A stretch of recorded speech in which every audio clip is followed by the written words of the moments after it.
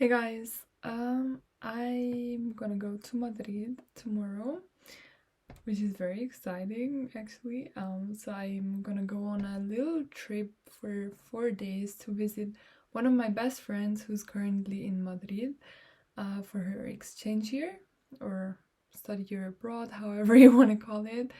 She does the same study program like me, and my second year was also in another country, and I went to France, and now she went to Spain.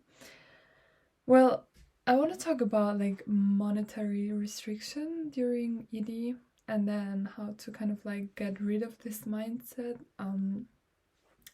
because I didn't really realize how bad it was until after. My family, they were very frustrated with me being so incredibly. I just couldn't spend money. Wait, I need to find the word that describes it because I don't really know. Wait, in German it's geizig. It's called stingy. So I was extremely stingy. I could not spend any money. So my mom, she always tells me that this one Christmas we had like we did some games and they told us to like put 2 francs, which is like $1.50. And probably you're gonna lose, but if you win, you get like $20. And I was too stingy to put 2 francs, and I was like, I'm just gonna watch you guys.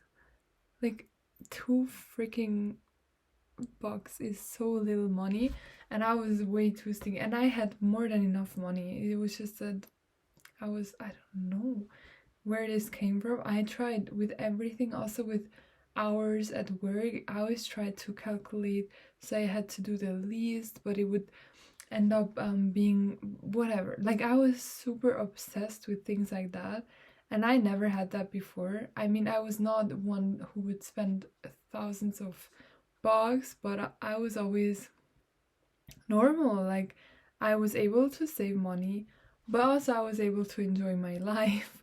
And then as soon as my ED hit, I couldn't spend any money.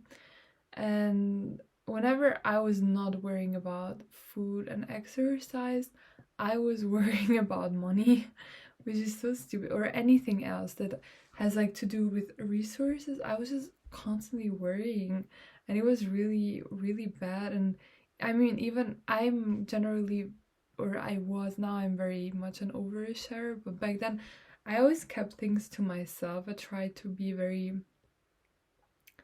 I don't know, just not really tell people what I was thinking because I knew it was kind of weird. But they really realized how freaking weird I was with money, because I would not want to spend any, not even a cent. It was just all so calculated my whole life. I could not enjoy things properly. Like, yes, sometimes I would buy myself things or go on a trip, of course, but I still like, I couldn't live care. I don't want to say careless, but yeah, in a way, like, I think my ED just took away all of my freedom. Um, in order, I was always like trying to save today so I can spend it later. But this later, literally, if I would have stayed in my ED, there would have not been a later. Because I would have just stayed in my, oh my god, I cannot spend anything for myself mindset for forever. But now I'm still good at saving money. It's not like I spend, okay, actually, I'm not good at saving money, but I have maintained my accounts. Even though I do a lot of things, I have a lot of fun, but like, I realize that you live in the moment, and you can always think, okay, I'm gonna like live a little bit badly now so I can have a better future. And to some degree it's okay. Like, for example, if you don't really love studying, but you're like, okay, it's 3 years, I'm gonna do 3 years of studying and then I have a better future. Okay, I understand that. but constantly be like too cautious and not spend money and not eat because you wanna end up this and that way instead of just enjoy your now. mm, you think that it's a good thing, but literally I lived very many different types of, like, I also went from an introvert to an extrovert. I'm now extremely extroverted. I don't know where this is coming from, but I can tell you, along with being extroverted, which I think is just also a sign that I now have energy, and I have a lot more confidence. I know I shouldn't, because I was always annoyed. I was very introverted, as I said, and I was always very freaked out when people said like being extroverted is better. But I promise, like, it's a little bit more fun. Um, and along with being, I swear I'm babbling like crazy. Along with being extroverted, living in the moment and just enjoying your now and not constantly worrying about the future is the best thing. Like the combination, you just can be yourself, do whatever you feel like, and then just live according to that. It gives you a lot more happiness than constantly thinking, oh, how would my perfect me be like, and blah blah blah. No, like, you live here and now, and worrying about what would be the ideal and that you will only be happy when this and that. No, no. So, how does this relate to recovery? I think the whole like saving for later is very, very, very, very common amongst people with EDs or even disordered eating, because they're like, oh no, I'm trying to achieve this and this goal. So I'm really waiting on, and as soon as I lose this and this weight, I might allow myself. But then you never do it. Like, you just keep on losing weight. When I was losing weight in my ED, I was also like, oh, as soon as I reach that, I'm gonna treat myself. But no, the more weight I lost, the more obsessed I became with losing weight. So I never actually treated myself. I think the only time that was at the very start of my recovery that I treated myself was when I passed my driver's license. Then I bought Ben and Cherries. I remember that. Okay, so how do you get out of this mindset? It's not easy, but again, it's the same with like trying to eat fewer foods and getting used to eating whatever you actually are craving. It's just that you have to do it even though it bothers you. So, for example, with the spending money, what you can do is you just go and buy yourself something you would usually think, bro, that's so unnecessary. Like, I could just get the same coffee in a much cheaper shop. But no, today you are gonna buy this because it doesn't matter whether it's $3 more expensive or less. Same with, you want to go to this, I don't know, art studio, go and do it. Like, of course it's hard if you actually don't have money. I'm not talking about that, but usually people with EDs have saved a lot of money during their ED. They are very good at saving. Also in stores, like, just buy the more expensive food. Who cares? You don't have to buy the really cheap one. All of that, you just have to do it until it becomes kind of normal to you. And now I'm really, also I started tipping waiters a lot more than my friends as well. And I'm just like, you know what, they're gonna be happy about that. And for me, whether it's 3 more or less, you know what, it doesn't matter too much. And by the way, in my country, it's not, yes, it's necessary to tip, but like, often people just don't tip. So it's not like in the US where tipping is actually required. Yeah.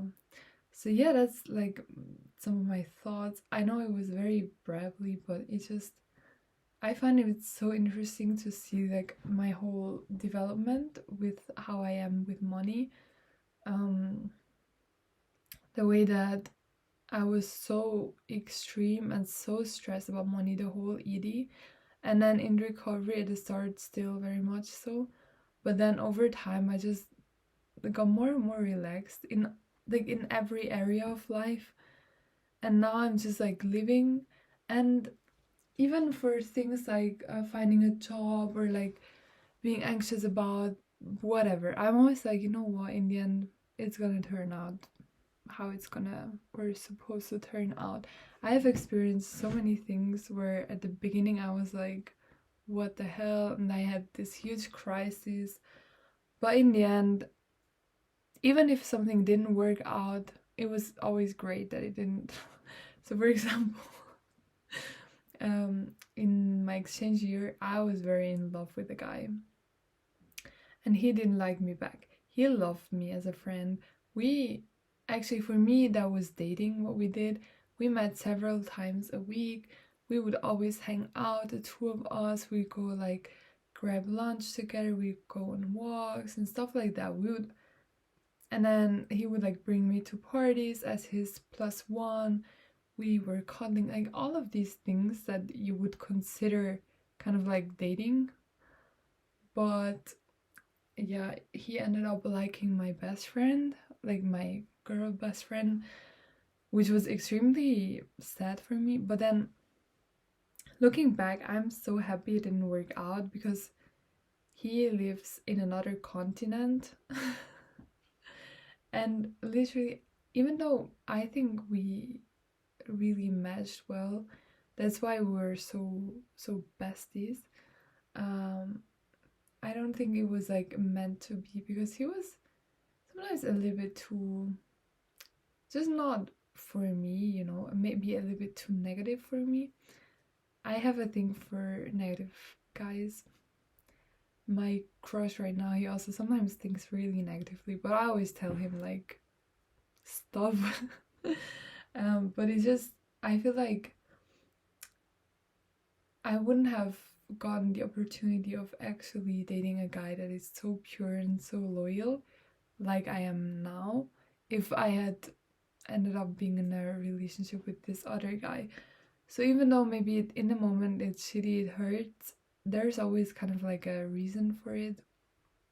And you don't want to hear that in the moment, but it it's that with everything in life.